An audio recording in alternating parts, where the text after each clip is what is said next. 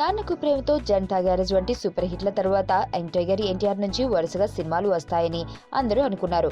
కానీ ఆయన మాత్రం తన నెక్స్ట్ సినిమా ఇంకా ఓకే చేయకుండా పూర్తి సమయాన్ని కథలు వినడానికి కేటాయిస్తున్నారు. సీనియర్ యంగ్ దర్శకులు అనే తేడా లేకుండా ఎవరు కథ చెప్పినా వింటున్నాడు. ఆయన కూడా ఆయనకు ఇంకా సరైన కథ దొరికినట్టు కనిపించడం లేదు.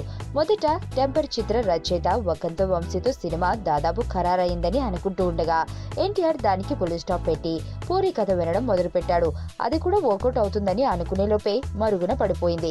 ఆ తర్వాత యువ దర్శకుడు అనిల్ రావిపూడి ఒక ప్రయోగాత్మక కథ చెప్పడానికి అది తారక్ కు నచ్చినప్పటికీ అందులో హీరో చూపు లేని వ్యక్తిగా నటించాల్సి ఉంటుంది కాబట్టి అది పెద్ద రిస్క్ అని దాన్ని కూడా పక్కన పెట్టాడు. అప్పటికి పట్టువీటిని అనిల్ తారక్ కు మరో లైన్ చెప్పగా అది నచ్చి పూర్తి స్థాయి కథను సిద్ధం చేసుకురమ్మని చెప్పాడట. దాంతో అనిల్ రెగ్యులర్ గా తారక్ కు టచ్ లో ఉంటూ కథకు మెరుగులు దిద్దుతున్నాడట.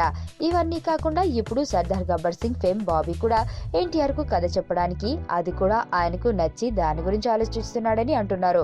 మరి ఇన్ని కథలు విన్న తారక్ కు ఏ కథను ఫైనల్ చేయకపోవడం చూస్తుంటే వాటిలో ఏది కూడా ఆయనకు పూర్తిగా సంతృప్తి పరచలేదని, ఈసారి తాను చేయబోయే సినిమా కొత్తదనంతో ఎలాంటి సందేహం లేకుండా ప్రేక్షకులకు నచ్చేలా ఉండాలని నిర్ణయించుకుని ఏటైనా మంచి సినిమాని తీద్దామని బలమైన ఉద్దేశంలో తారక్ ఉన్నాడని అర్థమవుతుంది.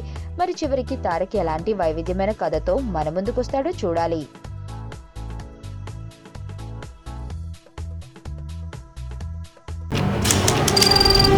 నీ స్నేహితుడు ఎవరో తెలిస్తే నీ క్యారెక్టర్ తెలుస్తుంది. నీ శత్రువు ఎవరో తెలిస్తే నీ కెపాసిటీ తెలుస్తుంది.